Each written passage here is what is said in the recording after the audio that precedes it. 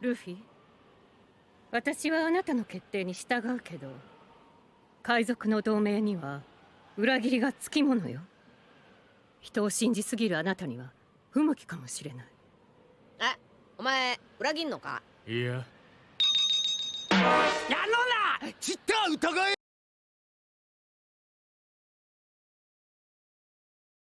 Hello everyone, welcome back for another edition of my Blaast tier list, plus a double deck, this time for Robin and Green Law as we move into OP11. So just a reminder, the tier list that I'm doing is not a competitive one, it's just my personal preference, things that I find interesting, things that I think are going to be worth watching for the long run. If you are here for competitive discussion, feel free to hop into the comments and ask your questions. I will answer them there. But the purpose of this video, at least the tier list part, is more a kind of what could be interesting to build around from a deck building perspective. So I hope you enjoy the video. Next, moving into the criteria I use for ranking, there are a couple different criteria. First among them is, does the card make me think? Or do I immediately start going, ooh, what if you did it with this? And what if you did it with that? Those sorts of things. Those are all positives. The next is the character from the show or manga pretty cool? I have no problem showing bias towards characters I like and bias against those that I don't. Next is, does the card enable anything interesting? So I value cards that make me or my opponent think. And weird interactions are really fun things to find. And then finally, does the card have room to get better? As we know with power creep in this game and in all TCG things, it's really important for a deck or a leader to be able to evolve as it moves forward, because eventually the environment just won't be conducive to it. So I want to make sure that decks that rank highly for me are ones that have room to grow, either through new support or other meta shifts and stuff like that. I think that a leader that has an overly specific and not necessarily strong ability will run into difficulties getting high on my tier list. But without further ado, I will pass it over to the tier list maker. All right, now on to the tier list. So one more reminder before we jump into this. This list is based on my preference and my preference alone. This is not a competitive tier list. If you're here for a competitive tier list, you can probably find a better one somewhere else. This is just kind of my personal take and what interests me in both deck building and in gameplay. So without any further ado, let's jump into it. So the first leader that we have is Kobe here. Kobe is a really interesting leader. Red-black is a really tough color combination to pin down. He gives it a unique spin, I think, this time. I think it seems like they have focused in on red and black being kind of protection colors. And then with Kobe, now they're adding in the use your characters to attack their characters thing, which I think is an interesting take on black and a pretty good synergy with red. So I am quite pleased with how this one came out, and I think that it's got some good support. As far as where I would put it on my tier list, it is definitely pretty close to the other red-black leaders. I think I like Garp probably a little more because of the challenge, where he doesn't have much built around him, whereas Kobe's got a little more cookie cutter build arounds. That can be both a blessing and a curse. It means that he's much more functional in the play space, but less interesting in the kind of go for personal achievements style that I kind of like sometimes. And then comparing him to Sabo, I think about the same. Sabo is going to be one that's going to get interesting with more Revolutionary Army and Dressrosa support in black coming in the next set. So keep my eye on that. I think maybe Kobe doesn't quite meet that threshold. Then seeing if it goes any further down, Doflamingo is a deck that Now that the bans have gone in, is actually a lot more reasonable, and it's one deck that I've enjoyed for a long time. So I think it actually probably edges out Kobe. And then Boa, I don't think quite edges him out. So I think this is probably a pretty natural place for him to come. He is pretty close to the other red-black leaders. I think a lot of these leaders are really close in my mind for preference. Getting just slightly edged out by Doflamingo. The deck stacking and kind of lots of interaction is giving Dofi the edge. But it is very close here, I would say. Moving on to our next leader here, we have Jinbei. When I first read Jinbei, I did not expect it to be as interesting as it ended up being. I think a lot of the cards that they built to go with it give it a lot more interesting to it. And then the unresting or setting a Dawn active at the end of the turn, I think is going to be very interesting moving into the future. I think that ability is going to be what makes this one to watch for the future. So because he doesn't have everything he needs right now, I don't think he'll make it up as high as Kobe, because the gameplay I don't think we'll get there. As we come down, I think he probably still makes A tier. Probably right here above Kinemon. Kinemon is one that has kind of been power crept out. So he's an interesting leader, but I think the power creeping him out probably is not aged as well for him. And Sugar being kind of that challenge of playing the event deck is probably just going to edge out Jinbei. So I think this is probably where he'll end up. Next leader we have here is Shirahoshi. So the immediate comparisons for Shirahoshi and looking at the leaders who can't attack, all four of them are very high on my list. And I don't think that this one's going to be the can't attack leader that breaks the pattern for me. I don't know, as we move up, I don't know if she passes Vegapunk, just because the Vegapunk deck, and I may need to rephrase some of these placements. The Vegapunk deck, though, is a pretty compelling aggro deck, and I have been happy to play that one.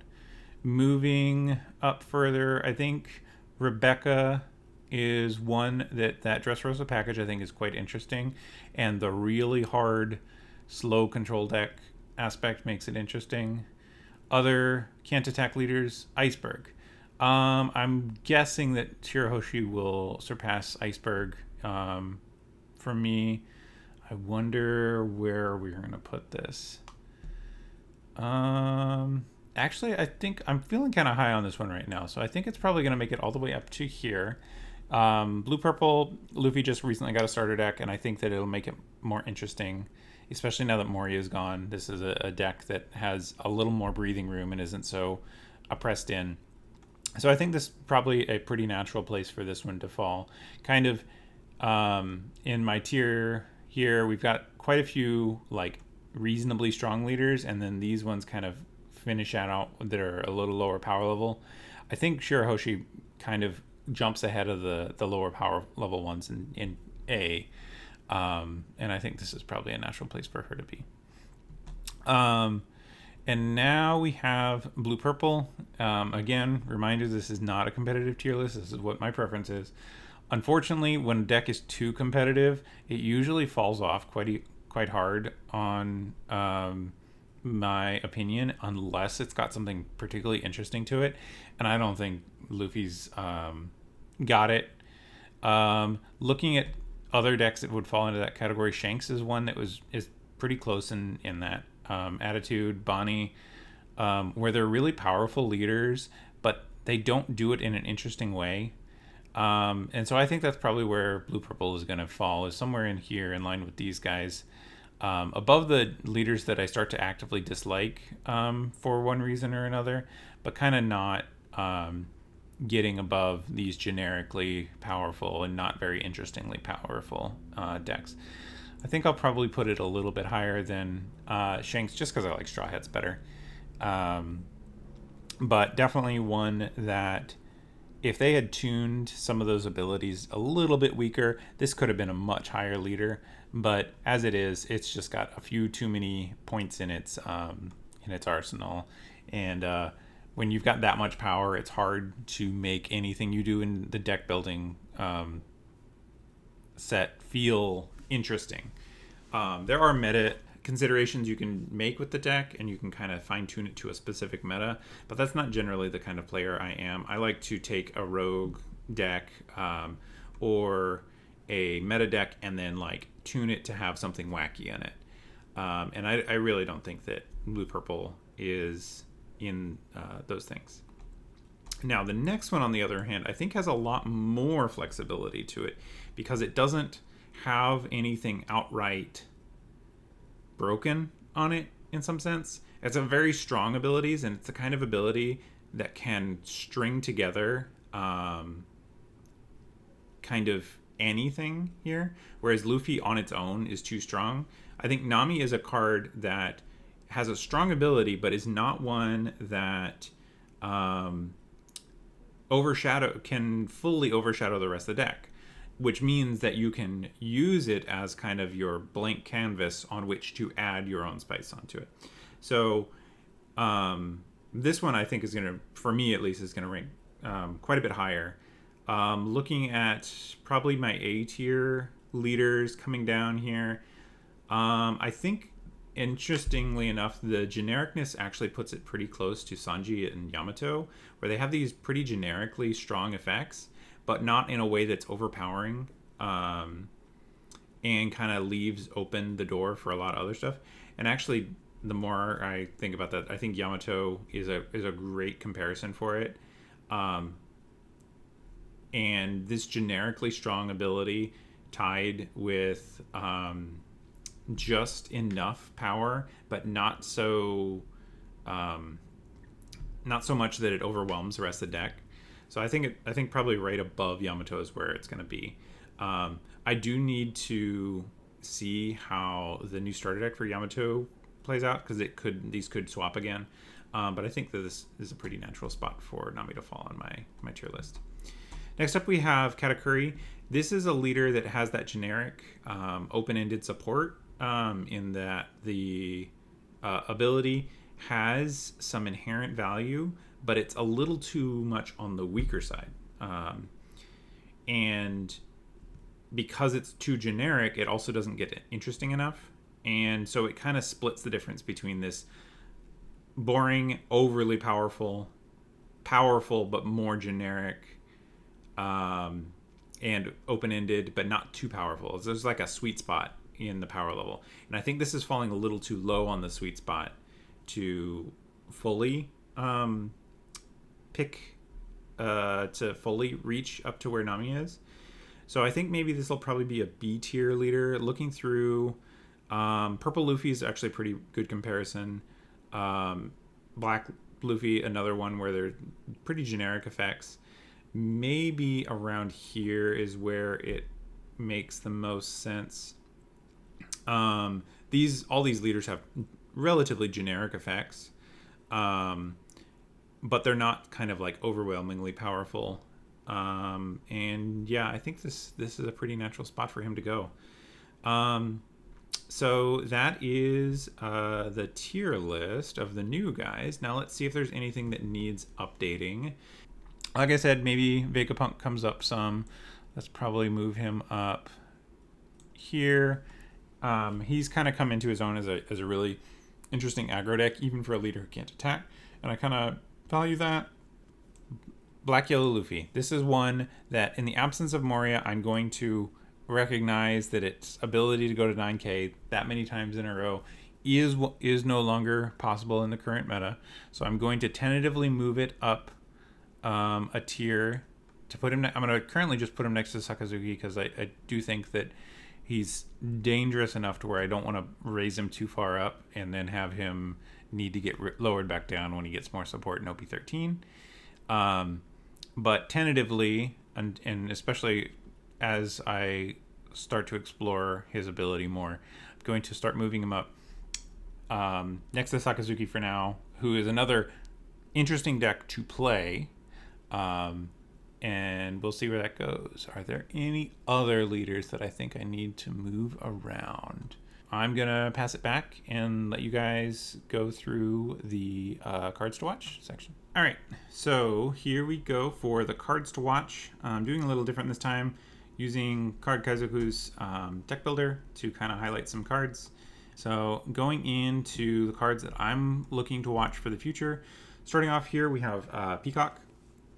Searchers are always something that you want to be paying attention to, and I think this super rare searcher trend is one that's going to continue, and I expect that Navy will always be an archetype that gets some sort of support, whether or not it's in blue or red, we'll see, but it's one that I am keeping my eye on because I assume that we will probably get some other sword style cards in the future. I wouldn't be surprised if we get a Garp leader to go along with the Roger leader that's fabled for OP12 or OP13. So keeping my eye out on that. Next, we have this Frankie 2K who does some interesting hate for event-focused decks. I have been seeing a lot more event-focused decks kind of creeping into the meta in OP11, OP12, I should say, with Rayleigh and Zanji both being really event-focused. I think that that's somewhere where we can expect the game to go, is kind of broadening the styles of effects that events can have. And this is the kind of card to have your playset of early, because it's gonna randomly spike and be hard to find for no good reason. As a 2K that just passively gets bonuses against certain categories of decks. Like against Blue Nami, Mill Nami, this is the kind of card that's just so strong. Once you establish a board, you get to get a free huge boost for your whole team. Next, moving on to green, we have this Lord of the Coast.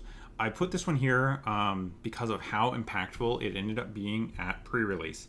This card was a blowout so many times, and I think that in any deck that can find a place for it, this is the kind of card that your opponent just can't see coming effectively and will get blown out in a way that they really don't expect, just by the power of this on playability. Next in green, we have Gum Gum Elephant Gatling. Another resting and one of the kind of alternate things. The more of these we see, the more events that we're going to see in the game in general, which is another reason I highlighted Frankie, because I think that all of these events are really pretty interesting, and I think they're going to be effective as ways of kind of extending the game, or kind of getting through at the end of the game. I think there's probably going to be a more common play pattern of dashing aside an opponent's last swing, making them kind of go for lethal, and then being able to use these cards both as the last deflection and the way of pushing through players who play safe and sit behind a blocker or something like that. And this, I think, is a pretty neat way of seeing the game. Next, we have this Nami. I think this Nami is just stellar. It's just going to be great in any blue deck. Blue likes to do some top deck manipulation. This fits in along with that. It is the baseline of the 5-cost 6K blocker that does not affect your hand size by playing it out. So I think this one is just really solid. We're going to see a lot of this one to come. Next, along the lines of watching out for searchers, this one does not see any play currently, but I think that looking for Straw Hat type crew is always going to be good. I think the fact that we have the Supernova in blue here with Beji, it's important to watch these. I would not be surprised if we get a Beji leader at some point. Supernovas is a well-supported archetype, so I could see a blue-green Beji getting support sometime in the future, and this would be an immediate pickup for that. Next, we have this Katakuri. I think this one, not really surprising for anyone watching the meta. This is probably one of the more impactful individual cards from this set that's not the Blue Purple Luffy himself. It's going to really shift up the way the game is played in that 8 cost blockers are really difficult to get around, and being able to represent that much ability or that much power that cannot be ignored is quite effective for the game. I wouldn't be surprised if we get some abilities that prevent things from unresting to kind of temper this sorts of thing. So expect green abilities, but instead of just they don't refresh on their next refresh phase, they don't refresh until some point where it essentially deactivates these abilities, because I think this is a very strong card. Next, this one's a lot more speculative. We didn't necessarily expect to see more Impel Down stuff, but especially because 2 of our Impel Down leaders are going to be rotating relatively soon. I wouldn't be surprised if we get a replacement for one of them, maybe a Bonclay or other deck that I could see coming out that could benefit from this sort of a card. So this is a lot more speculative. We've seen some varied support for Impel Down that I don't think we would have expected otherwise. So something I'm keeping my eye on. Next is this counter event. It feels weak, but I think the ability to get back key characters at essentially instead of getting 1 extra power on offense, you're getting to use that 1 Dawn for the recursion ability, because your opponents are likely to attack you. You are going to probably have the option of getting back a 2k at the worst, which makes this a 1 cost 3k, which is perfectly solid on rate thing to do. But I'm interested mostly on the situations where you're not getting something back to immediately counter with it. You're getting something off of a relatively small effect. Your opponents may be attacking your 6 at 6 or something like that, where you get to use that opportunity to kind of mix in some effects for the future. So this is definitely one I'm watching. Next, we have this 2K Uramaki. I think the Navy getting attacking active characters is a pretty neat ability that I hope that they expand more in Black with in the future. Obviously, they won't abandon the idea of KOing, but I do think that there being some kind of aggressive Black decks that control the board through having strong bodies that can swing at actives is a potential way for the game to develop, and I think that could be really interesting. Mix in a little bit of discard and you have a recipe for some pretty potent board clear that puts your opponent kind of in a checkmate situation where they don't get to play enough bodies that won't just get KO'd, and their leader can only clear so much. Next, we have this Red Hawk in line with the Gum Gum Gatling. We have the yellow version of the event. This one is a little bit more interesting in the sense that this one is mainly useful at the end of a game, where you are defending your leader and then tapping a blocker at the very end of the game. This one does a little bit more of a tempo thing, where you can specifically hit something early in the game, and then it does not become a dead card in the late game because you have access to the counter event. So this is kind of a more tempo-y style card where you try to get ahead and then use the counter to survive when you start to run low on gas, whereas this one is very much a last get through at the very end card.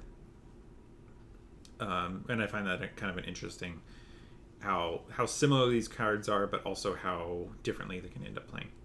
Next, we have Zeus. I don't think this one's surprising. 2Ks that act as removal are great cards to have. I expect to see a lot of this one in yellow decks going forward, especially as we see a little more emphasis in yellow on taking your life and getting benefit from it, rather than only on healing life. Next, I wanted to do at least one from each of the different starter decks.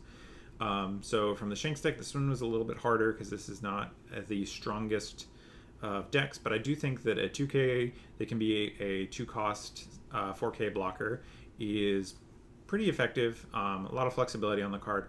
The biggest downside to it being that it is a film type, so it doesn't have a natural home in a meta deck at the moment. But I do think compared to like the chopper blocker, this one has some merits to it in a way of kind of fitting in with a late game curve better. So this is one I'll keep my eyes on. Next, we have the Lawn Beppo. Green has been needing a new type of a new finisher other than Hody, Dofi, and 8Kid, which are all kind of separately interactable. So this one just being one more for the pile hopefully opens us up to some options instead of just seeing every green deck kind of finishing in a similar way. So I'm looking forward to seeing this one. The Buggy deck was a hard one to pick one from because it is so focused on the Buggy leader. So what I did with this pick is I went with the card that I'm least certain on. I think a lot of the other cards would deserve their slots in some number. This is the one that is hardest for me to get my brain around how it is going to affect the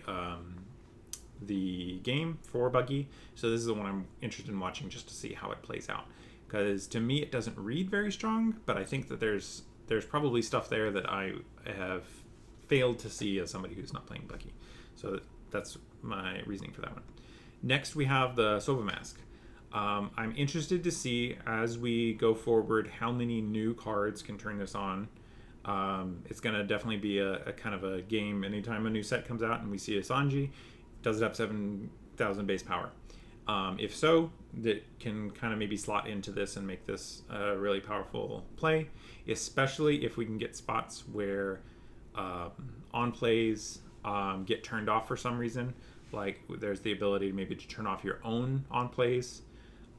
We have seen several cards that have negative on plays that, at least for now, only Blackbeard can use.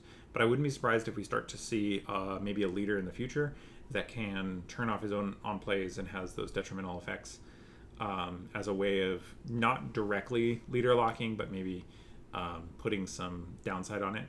This is also something that we've seen with the Kuzan cards, which all have the discard as their downside, whereas Kuzan gets around it with the thing. Wouldn't be surprised if we see some more on-play negation to work in those other colors. It could be real interesting with these sorts of kind of downside things. So one I'm going to keep my eyes on. Next, we have this Marshall D. Teach. He's not just for the Teach leader. I think this is a really interesting Jack alternative for a lot of different decks. And I think this one has the potential to kind of really shake up Black potentially. It's not going to be one that's easily accommodated because the Blackbeard Pirates stuff is so frequently focused on that leader and other synergies with the Blackbeard Pirate stuff. So the package doesn't fit very well into other leaders, but this card as a standalone, maybe unsearchable in another leader, I think could be quite strong to see, because all of the text on this is stuff that is very reasonable to play around in another deck. And finally, we have the Kozuki Momonosuke. I think this is one of those cards that's going to be sneaky good and show up in a lot of yellow decks at one time or another. Having Rush in non-red decks is always going to be a nice thing, and I do think that his ability is one that is easy enough to turn on to where you can take advantage of it places you wouldn't expect, with just a little bit of manipulation of your play pattern for the turn. So I do think that this one's going to be quite good because it's a 6/8 rush effectively, as long as you are willing to play around its restrictions, which I think is quite doable. So that is it for my cards to watch. Next, we'll move on to the kind of deck reviews and reviewing the cards specifically for Robin and Law. So I will jump over to that.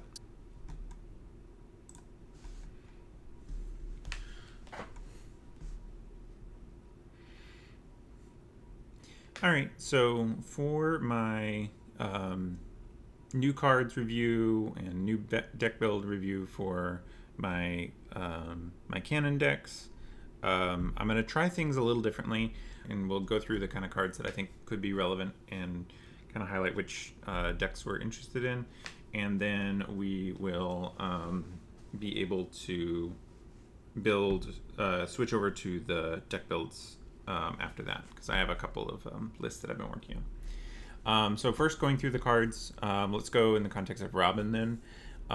So purple and yellow are the cards that we're interested in here. First one that really jumps out as potentially important for Robin is this 8-cost Katakuri. He's an 8-cost, 8,000 power blocker. And then at the end of your turn, set up 2 of your Big Mom Pirates type characters with a cost of 3 or more as active. Then add up to 1 Dawn cards from your Dawn deck and set it rested. So great card. This is the kind of card that's really making Purple Luffy and Blue Purple Luffy really strong and really defensive. And that's definitely something that we're interested in doing, especially in the context of Big Mom Pirates, because we already have the, let's pin this one, we have the Lin, oops, not line, the Linlin card from OP09, so let's go ahead and pin that one as well. We have these 2 cards as great cards to potentially consider in the future, or I should say we've already seen them in the list. So going back to OP12 here, we've got this Katakuri who's really great in the context of this Linlin, being able to be an 8K blocker, which is huge for our leader. If our opponent swings at 9, we can counter 2K out of this. And then our opponent is used up quite a bit of Dawn to swing at us already. So then it makes Gum Gum Giant even more impactful.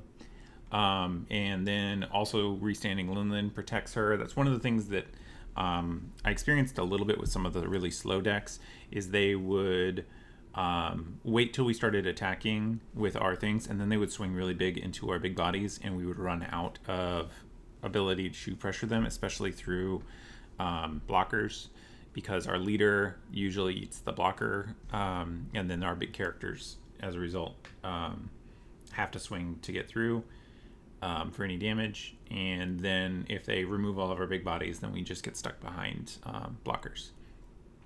So this category, I think, is going to be real big from OP11. Next card in that same vein, we have Pudding. Pudding would be a card that would be able to search for both of these. And then if we look for Big Mom Pirates cards that we already have been using, we have, let's see, we've already seen in the past some of this Linlin has been in the past. Zeus is another card that could be useful as removal. This works really similar to actually another Big Mom Pirates card. The where is it? Thunderbolt. Thunderbolt's another great one. Katakuri, here's another. So let's actually start grabbing some of these potential cards that we would be interested in from Big Mom Pirates. This one fits nicely with our leader ability. This one as another pressure thing. So if we look at all of the Big Mom Pirates cards, that's a whole lot for this to be searching for, and all in that purple yellow. The biggest downside is with all of this, we end up in a spot where no counter, no counter, no counter, no counter, no counter. There's a lot of no counter cards, and not this one taking life is potentially liability. Brûlé is a really good one that I think if you go with Big Mom Pirates is one you want to max out on, because just those triggers are great to hit. And then let's go back to OP11. The other thing that I noticed with this pudding here is she's got the activate main down -1 rest this character, look at the top card of your opponent's deck. That gives us access to the Cognac Bomba Mash, which is a really good removal spell potentially. I don't know that it makes the cut at more than 1, but this is the kind of card that can really catch an opponent off guard, being able to clear an 8 cost that they just didn't think we'd have any way of getting around. Notably, this Katakuri is an 8 cost, so he would be one that could be cleared by the Mama Mash. Other Big Mom Pirates cards we have this Rushing Leader. I don't know that we will get to use the on opponent's attack piece very much, but just a big rusher can be a good way of finishing out the game. And then finally from purple, we have Jaguar de Sol. I've been playing a bit with this one, and I do think that it is stronger than it appears in that it makes it so that your double ramp going first essentially is free. The biggest downside to him being that he has no counter, which is something that you can mitigate either by trashing him to leader effect or by running 0 cost events and Gum Gum Giant. So I think his downside is mitigatable, but it is a real downside, and he's only a 6k body, which is one that it can be a lot easier to deal with for our opponents. So let's go here. Let's clear out some of these pins so that we can get a little more clear cards that we might be interested in. Let's see if we can clear that out. Okay, no. But these are the cards so far that I've looked at for Robin. I think most of the other ones have enough of the synergy specifically with Katakuri Leader, which is hard for us to get access to. If we're running a lot of these puddings and we have a really good understanding of how our opponent's going to play their deck, then I think we can get some, we could maybe get some of these effects, but I don't think in general they are strong enough to justify the wild guesses or waiting only for having this pudding card. So that is the purple cards that I was thinking maybe for Robin. In yellow, it's a lot more bare bones. Beji works very specifically with supernovas. Kami could be attack against a event heavy decks. The biggest problem with it is that because it is limited to 2 or more life cards, you can't get the main deck that you want to, the blue purple Luffy, very often with it, and burning one of your 2Ks just to steal 1 life from them when they're at full health is probably not going to get there. And then the other card I could also see run, let's grab these 2, is Red Hawk. Because this kills, the on-main ability kills original cost 5 or less, this is a way to deal with Sanjin Pudding out of the green-purple Luffy that they can't protect.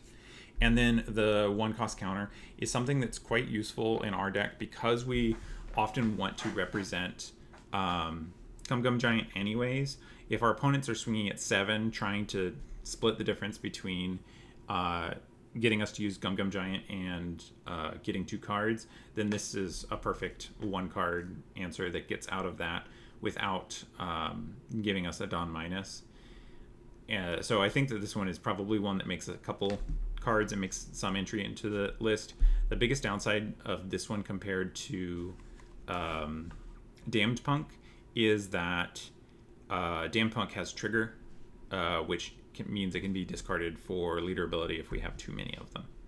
Then the last card that I consider for Robin out of 11 is the 6 cost Merman Combat Ultramarine. Another good way to deal with kind of expensive bodies. Putting it into life is not as good as KO, not as good as bottom deck. It is quite a bit worse as far as an effect goes, but Robin having Banish does give us a lot more flexibility, especially if it's a card that they want to get back. You can put it on top of their life and then swing at it with leader and kind of enforce the drain from their hand.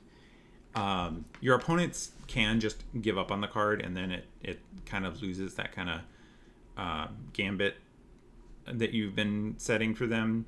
But if they really are attached to that card, you can really put some hand pressure on by putting something on top of their life that they want to keep and then swinging at it. So those are the cards, and let's see if we can find a good way to... here we have all of the cards pinned for Robin right from OP11. And then the other things that are coming out, and this is specifically to the US, the English meta, I should say, is we have the new starter decks. So this will be yellow and black, purple. So I wanted to go through these because I think that one of the things that I've been interested in trying out is using some of these cards. So first one I want to highlight, because I think it's the cleanest inclusion into our deck, is Yamato. This one, allowing us to search for Land of Wano in yellow, means that we can search for our Yamato, and Yamato has historically been one of our stronger cards. Our opponents are incentivized to guard their life, so Yamato's effectiveness as KO is a little bit stronger in the Robin deck than it is elsewhere. So this is one that I'm keeping my eye on. The Momonosuke is another one that I think has potential. It is not terribly strong, but it definitely is one that is one that I'm going to probably do at least one sim video or something like that, testing out this Wano build specifically, where it gives us, we usually like to stop at 2 life. So we get the buff from this first ability here, this your turn, if you have 2 or less life, your leader gains 1,000 power. And then a lot of times we want to attach 2 to our leader and swing, in this case it would be for an 8. And then his activate main here gives us another rushing body who also is swinging for 8. So we have a pretty reasonable spot whereby we are getting some good rushing attacks, which can be a really effective way to end game. This also is quite good in the context of Olvia, because let me do the math here real quick. If we play him out for 6, we need 2 on leader. That's 8 total. They're both starting at 8. So that is a 8 plus 3 is 11 from leader, and then a 9 from Momonosuke. That is a lot of pressure, especially if we're in a spot where we don't think they're going to be able to counter out of 11. You're taking that last card, and they very well may not be able to get out of 9 too. So you might be able to sneak a win right there at the end. And I think that's quite relevant. Looking at the other ones, I don't think Doji's going to be good. This one is a lot more redundant with our leader. The Onami card that we've run in the past, we ran it for its trigger, and this one doesn't have that. And the banish on maybe a Kuzan or something like that gave it some value. So the banish isn't completely useless in our leader, but when it doesn't have trigger as well, it really puts a pretty big liability that this is one of our non-counter spots. And then finally we have the Kinemon. Generic 2-cost 4K. This is essentially a worse version of Frankie. And I don't think we need, even Frankie is not our highest tier counter, 2K counter, so I don't think this one makes the cut either. The other cards that I did want to go through though is the purple starter deck. I have been testing out some stuff with the Soba Mask, and this one I haven't been testing, but I have the theory in place for this Luffy. So going through these two, we already do kind of like to play the 7-cost Rush Sanji from, I don't remember which set. I think that's OP08 is where that Sanji's from. And it's from OP09. It is a great card for our deck, giving us some reach on 7 Dawn, and a little bit of control because of the rest. And there's a line here where on 7 Dawn we can play out our Sanji, give it rush, and swing. Then with our leader, we swing for 5, use leader ability to get back up to 7 Dawn, and then go next turn. On that turn, we get to swing 7 with Sanji, play Soba Mask, return Sanji to hand, then replay Sanji, Dawn -1, rest something, swing again, and then still get a leader swing for 5. This is a pretty strong line, and that's a lot of pressure that can be generated because you have at that point a 7k, 9k, your leader with banish, and you've gotten 3 7k swings and 2 5k swings with your leader over the course of 2 turns, and that's a lot of pressure that you can put on an opponent, especially considering the rests that you're getting in with the Sanji to maybe move out blockers or something like that. The other one that I'm really interested in, and this is kind of gonna go into the list that I've been trying, is this Monkey D. Luffy from the starter deck. Giving yourself going to 7,000 power for the turn is really good at extending our life, because we're a leader who is pretty harsh on our own hand, and so being able to get an extra 2k on all of our countering for a turn is really big. And I'm not convinced that our leader can't be one where we just stick at like 7 to 9 Dawn and never quite get to 10. So that's the kind of theory that I'm testing around. I've been doing a good amount of sim testing, unfortunately without these specific cards, but with a list that I'll go into a bit later that has been really interesting for getting there. I think that against blue purple Luffy specifically, the old list is better because we get to try to play big bodies against their big bodies, which we can do reasonably well, because our heal and swing for 9, our opponents are not likely to be able to get through our bodies, and we can exert quite a bit of pressure on their 6k leader that is hard for them to deal with turn after turn. But the rest of the format, I feel like there's definitely room for a more mid-rangey version of Robin that kind of caps out at maybe like 8. You play your kid, and then on the rest of the game you're balancing between going up to 9, going down to 7, back and forth, and this kind of an effect to give us an extra 2k on all of our opponent's attacks would be particularly relevant in that situation.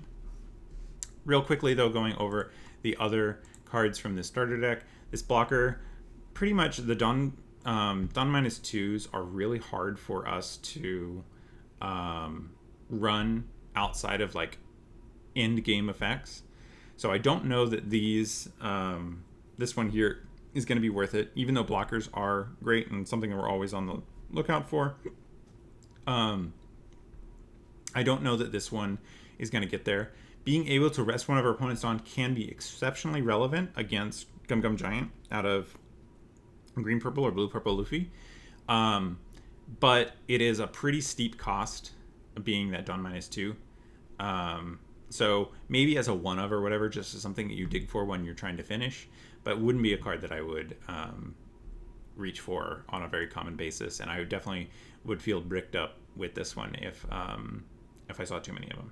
Next, we have the Nico Robin. Again, with the Dawn -2 effects that aren't kind of end games. This one is a 2k, so there's a lot more justification for this one just because it's always going to be a 2k. But this effect isn't really one that we need. Without the leader ability from Black Purple Luffy's leader, we really can't afford these Dawn -2s.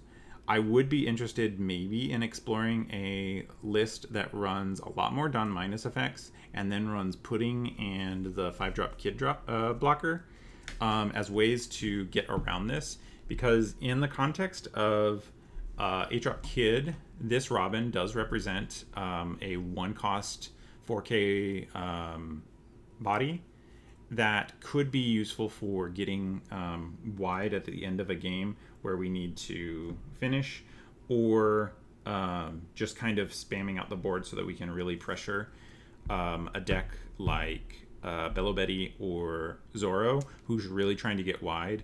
A lot of times we need bodies on board to help clear that, which is one of the things that Robin really struggles with, is getting bodies on board to deal with flood. So small option there, but I really don't think that this one will work. And finally, this is a big body that we want, but the giving opponent's characters minus 2k is not usually going to be strong enough, and it's a Don minus 2 with no counter. So not one that I'm interested in. So those are the kinds of cards I'm looking at for Robin from the new starter decks and everything. There is one more that I was interested in highlighting here, and it goes along with what we were what I was saying with that mid-range Robin. This Monkey D. Luffy card I think is one that I've been eyeing.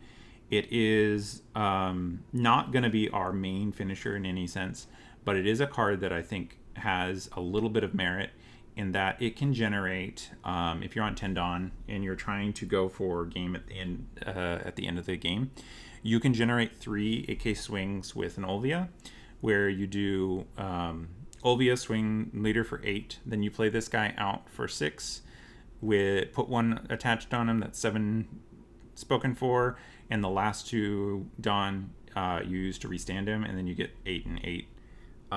Which I do think is a pretty reasonable way to try to finish a game. If your opponent is on like 1 life, then 8k, 8k, 8k is a pretty strong way to try to finish it, especially because that first 8k has banish.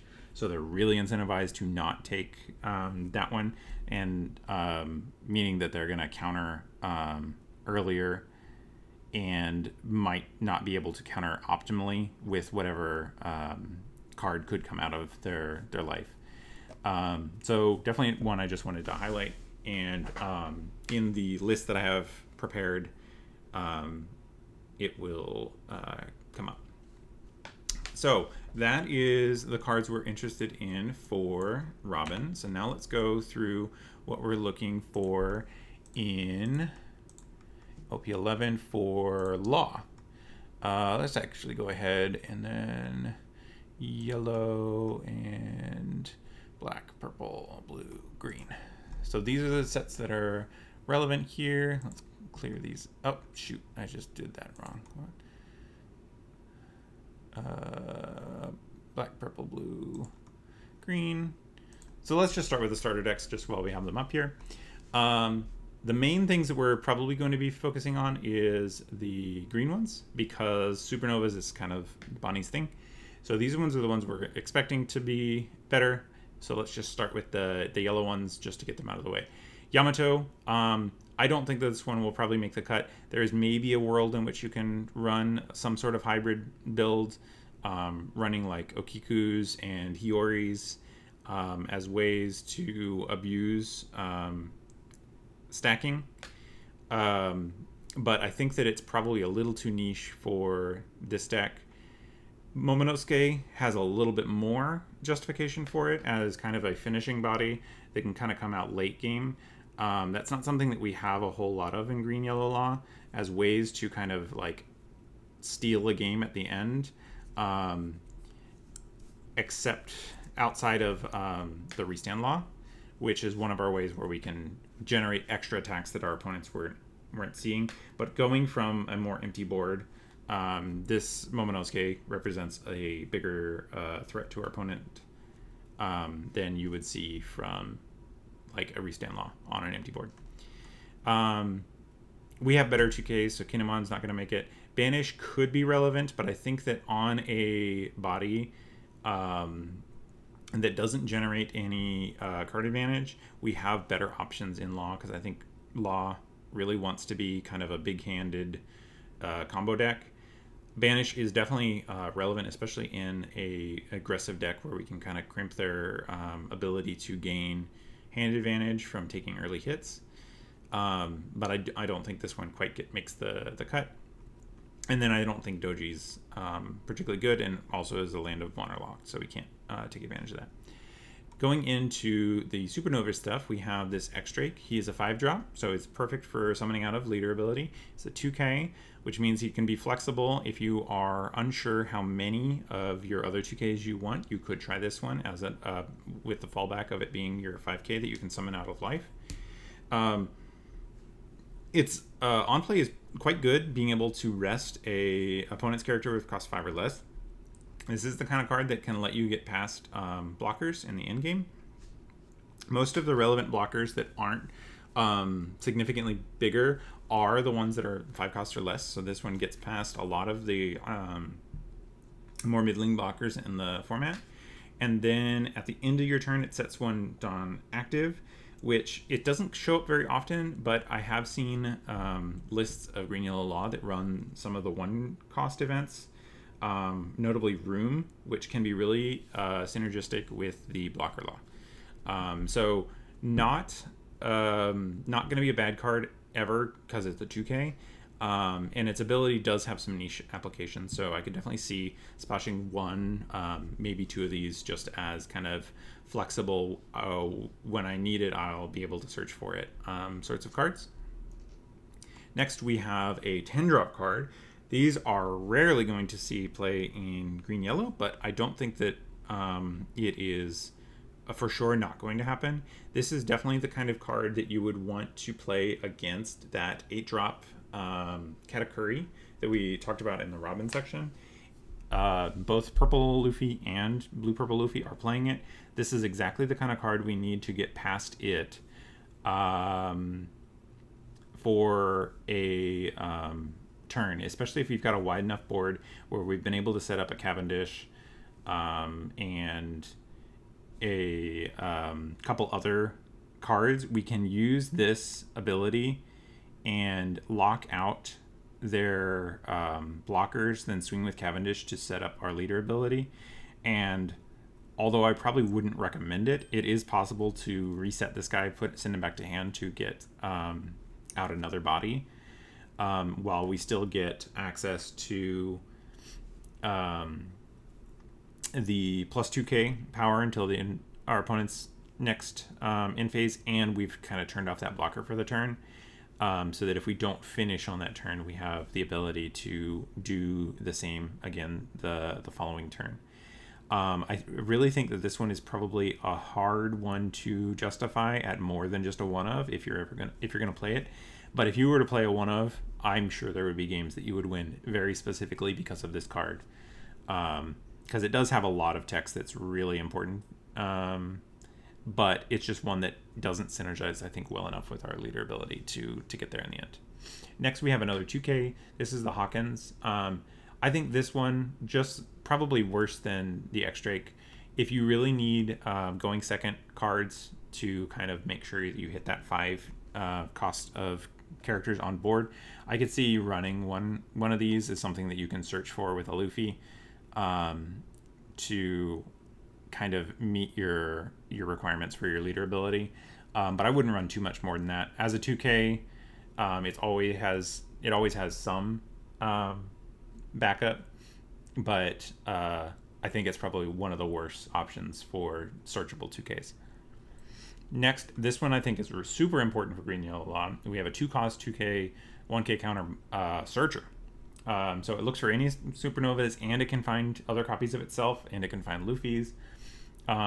This is exactly the kind of thing we need to just continuously have access to any card that we specifically need. That's one of the things that makes Green Yellow Law kind of interesting, is you can run one-ofs and then just go search for them. And it makes the deck very dynamic because you have so many decision points going into it. The on-opponent's attack piece of this ability, where you trash it to set a dunk card as active, I don't see this coming up super often. One of the things that does sometimes happen is if you happen to be playing Room, this would be an ability that could be relevant.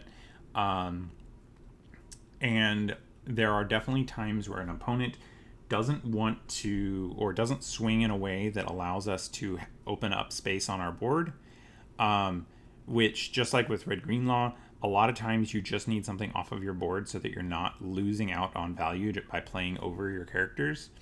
And especially in the context of Room or any other one-cost events, this is the kind of card that you could very realistically just trash it just to get it off board and get some minor effect out of it, and then be able to play down over top of its slot on the following turn without just losing the effect outright.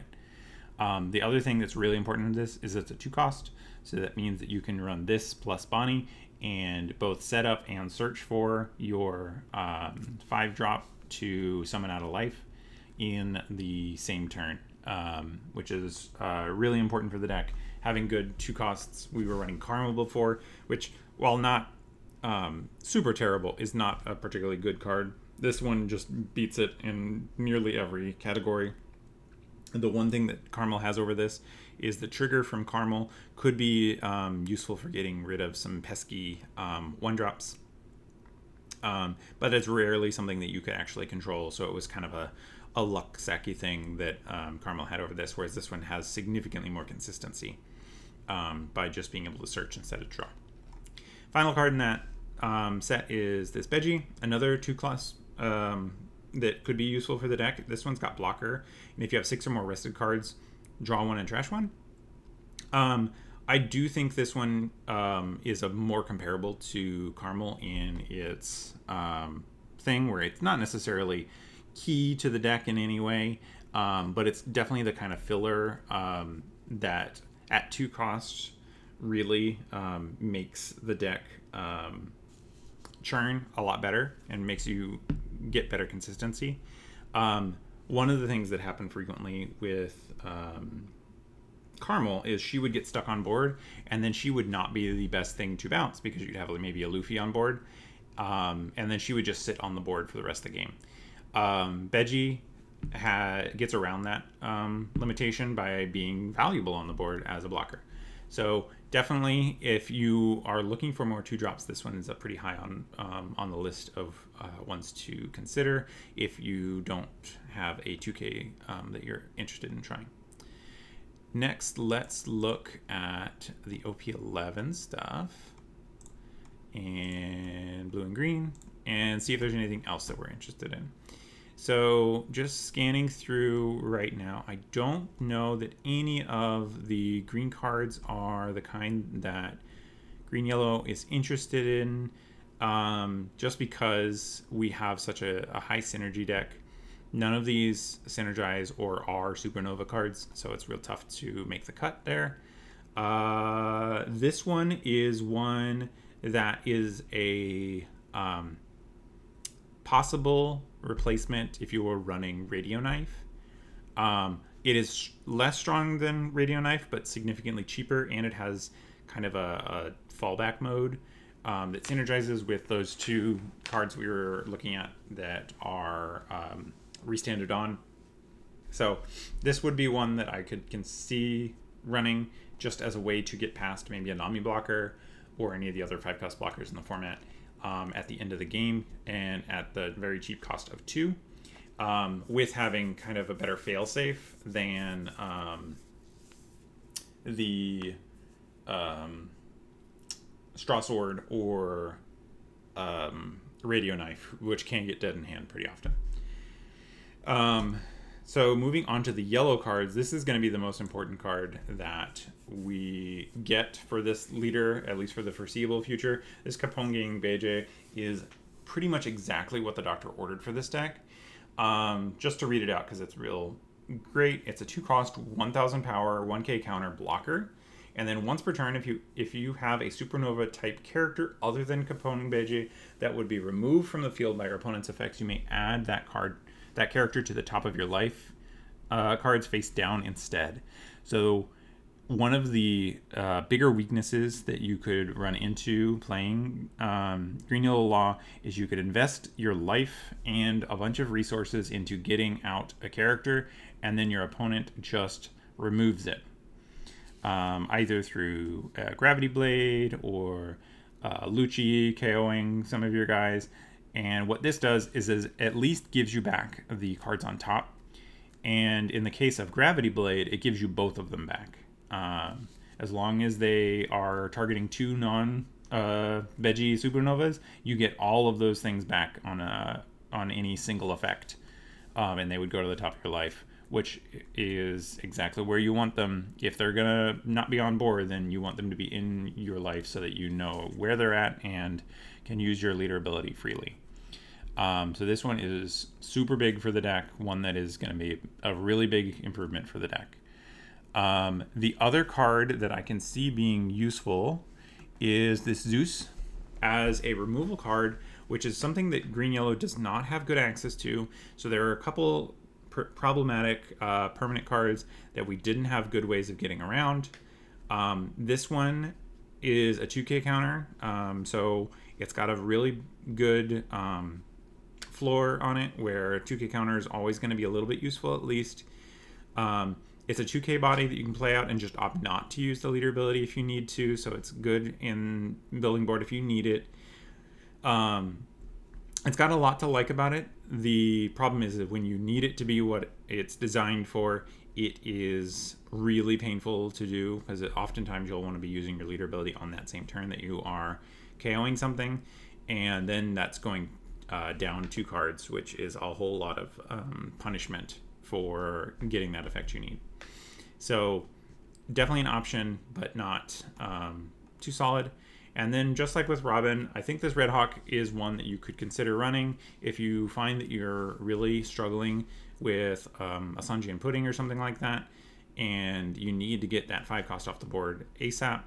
This is the kind of card that is gonna cleanly get rid of it early in the game, and in the later parts of the game you should be able to maneuver around it a lot better. And then after you've gotten into the late game, it becomes just a 3K counter, which synergizes with those Hold Up a Dawn effects that we've seen on a couple of the cards from the starter deck. So those are the cards that I'm considering for Green Yellow Law. And next, let's get into the deck lists. All right, so now getting into our deck lists, we have first our Robin thing. This is leaning into that kind of more mid-range style that I was talking about.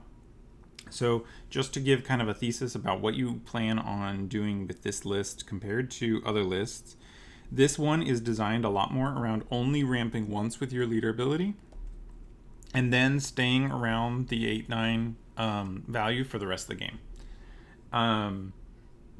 So ideal going first is going to be nothing on 1 unless you have, when you're at CU Fight Pirates, which is a nice trigger card, looks for Straw Hats or Kid or Heart Pirates.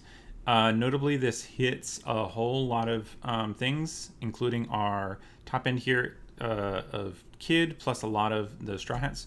We've opted for some extra Straw Hats in a few places to make that one work. It also can find Gum Gum Giant and Gum Gum Gatling. We are running Gatling specifically to go with the searchable here. It's probably fine. Your number of targets is probably fine. Switching this to You're the One Who Should Disappear, but I was testing this one out. This one also, you can get lucky and get Ahead and Dawn to get an earlier Kid or category out, which can be pretty useful. So on 1 Dawn, you're probably not doing anything if you don't have this. On 3 Dawn, if you are against a 6K leader, then you do 1 on lead and play one of your cheaper blockers. If you are against a 5K leader, you're swinging just 5, and you then have the option to also play Saul. So not a ton in those early couple turns. I did find that playing out a blocker is generally better than swinging the 8 if you have the option to do so, but don't be afraid to just go for 8. It will be pretty effective a good portion of the time, but these early turns are one of our opportunities to get out our cheaper bodies that we might not have a good opportunity in the later games to deploy.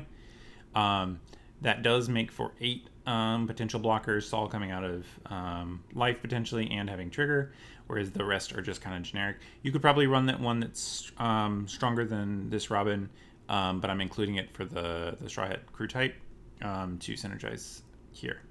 Then going into your 6-on turn, you have either Robin, Saul, or this Luffy. This Luffy won't be able to rush on the first time, but being a 7k, which is effectively a full vanilla on curve and threatens quite a bit of pressure going forward, is fine to do in any of those cases. If you end up going for the Saul play, you do have to ramp a second time, but he gives you those 2 cards right back. So you end up being able to play this out without too much fret there. It's also nice when you're going second to be able to play out Saul, because you don't have to ramp the second time, so he's a card positive, or closer to card positive on that that version of the curve. And if you're playing out Robin, you're locking in for a more aggressive game plan. Hopefully you can follow up with a Kid and Luffy.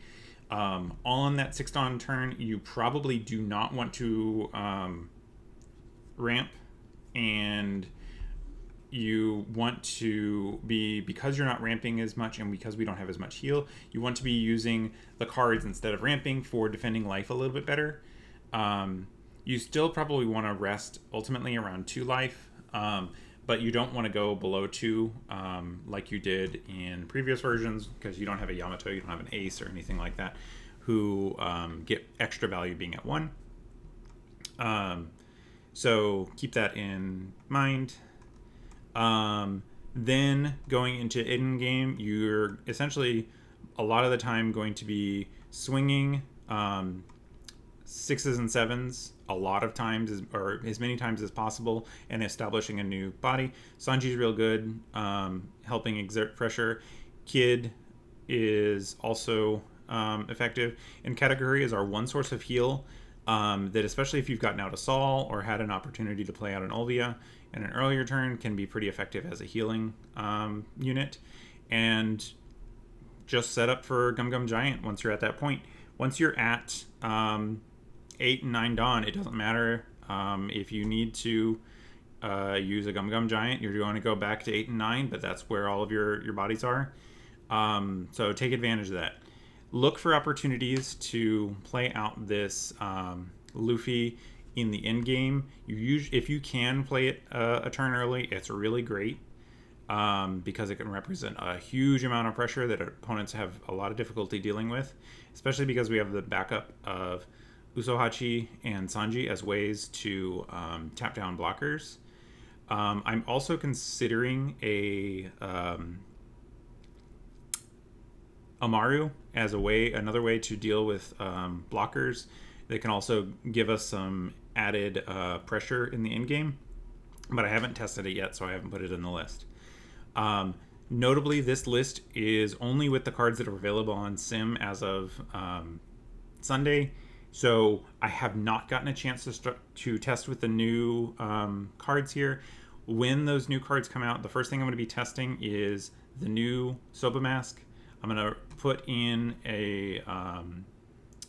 the 6-drop vanilla Sangoro as another threat to play out on 6 Dawn, and the Luffy as a way to kind of stick at that 7 and 8 Dawn turn, and then just be a lot harder to kill in those situations, especially with blockers. And going to 7k, you're going to be in a really good spot to force your opponent to invest a lot more into their swings. So those are the things I'm going to test. Considerations for the meta. I do not think this list is particularly strong into blue-purple. So this is kind of like you're trying to beat the decks that beat blue-purple. And I found that this deck can be pretty effective at doing that.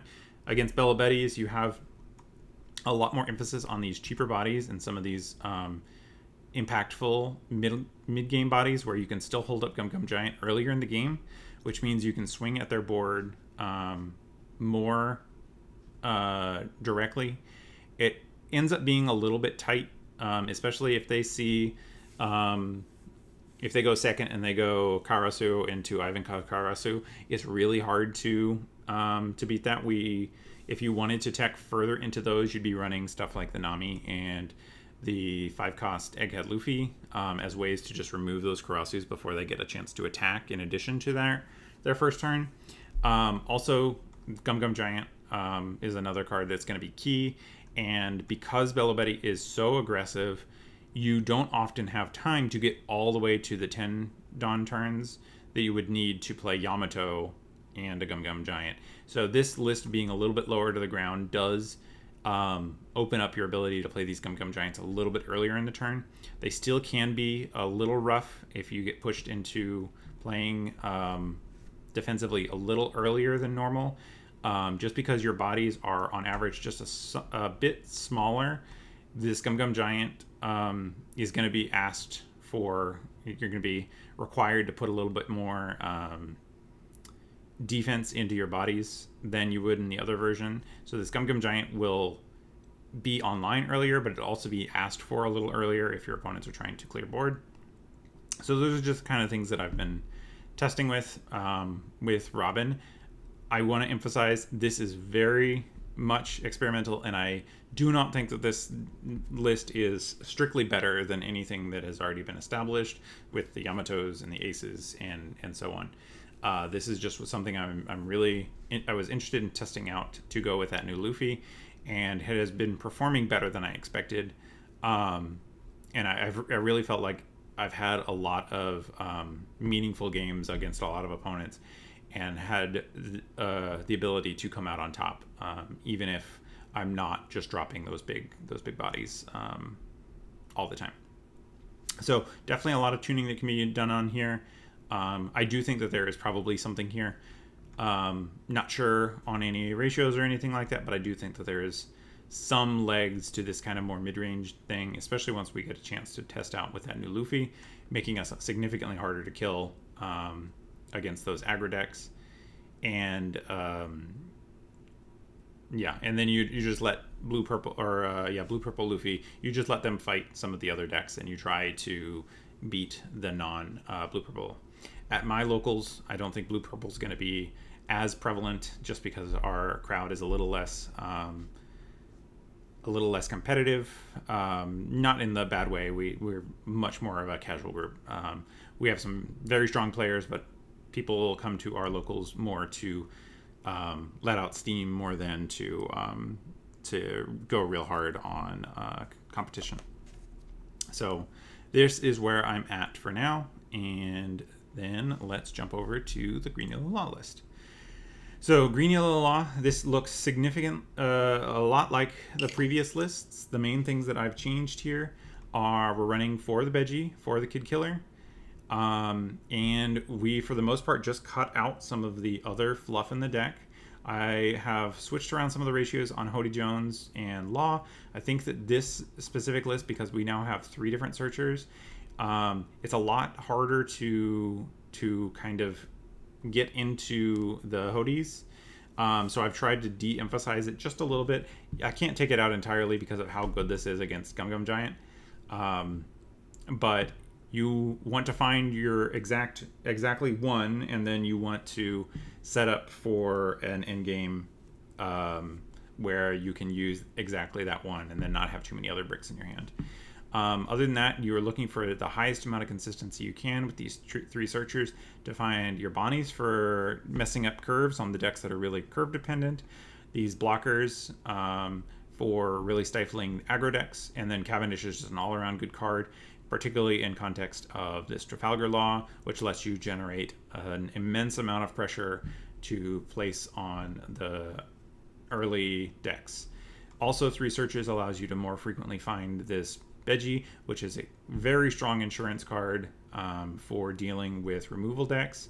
I do still run a couple Tashigis, because if our opponent only needs to get through during the turn, being able to protect our Laws and our Bonnies and these not Veggie, but being able to protect some of our blockers and our Cavendish on those kind of critical turns can be really important. Especially Cavendish is not as well protected by Veggie on the early game turns, because you want him to be able to stick and swing and not have to use your leader ability to summon him out again on those early turns. In the later turns, it's better to put him on top and then to just rest Tashigi. just because you're also getting the survivability out of that situation. But in the early game, this Tashigi is really key at protecting that first Cavendish on that first kind of weakest point in your curve. If your opponent can really disrupt you at that point, it can really set you off to a bad start, because you have to rebuild with some extra cost on board, instead of just being able to arrest Tashigi and then maintain at least 5 on the board. So this is where I'm at. I'm running a couple 1-ofs here. These are my 9th and 10th 2K counters. Apu as a way to deal with Gum Gum Giant. If you have a chance to stick it on an earlier turn, then you can just swing for 4, shut down their Gum Gum Giant, and then you've got all of the rest of your bodies to swing. And then X-Drake here as a way to get around a blocker instead of a Dawn card. And we're still running 1-of Kid. This is the kind of card that is great to search and then just not worry about using, because you signal to your opponent, hey, you need to respect this, and then if you just constantly keep the threat of it on board, your opponent may play suboptimally around it, or against some aggro decks or decks that have difficulties dealing with it. If you can just drop this at the right point, you can win the game just by taking essentially a full turn of their ability to swing, setting you up for a really strong aggro finish at the end with Cavendish, Trafalgar Law, and so on. So this is the deck for Green Yellow Law, and let's swing back for the wrap up. All right, and I just want to give one final thank you to everyone who showed up and has been supporting me through all of these videos. Looking forward to playing both Green, Yellow, and Robin this set with either variations or the list that I showed, and mix in some Blue, Yellow, Nami, which we'll get to next week. I will probably be playing Blue, Yellow, Nami tonight. As of the time that this video goes up, I'm not sure which list exactly I'm going to be running, but you can expect to see some of my testing for that leader in tonight's tournament and throughout this week. And then next week I'll have the update of where I've settled on Nami for the time being, and kind of going over a deep dive of the cards in the deck and so on. So I hope you look forward to that. And one final thank you, and see you guys in the next video. Thanks.